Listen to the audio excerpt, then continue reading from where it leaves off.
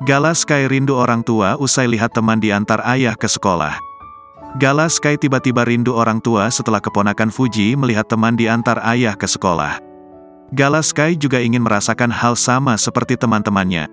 Bahkan saking rindunya, Galaskai minta kepada ibunda Fuji, Dewi Zuhriati, agar menelepon Bibi Ardiansyah.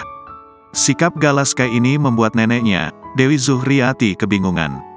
Kisah tersebut diungkapkan oleh Dewi Zuhriati, nenek Galaskai.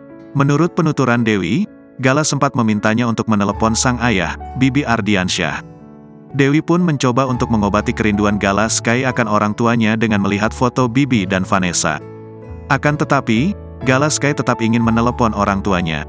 Tak hanya ingin menelepon Bibi Ardiansyah, ternyata Galaskai juga berharap bisa diantar ke sekolah oleh orang tuanya. Pasalnya ia sering melihat teman-temannya mendapatkan hal tersebut. Permintaan Galaskai tersebut pun membuat Dewi Zuhriati sedih dengan tingkah cucunya.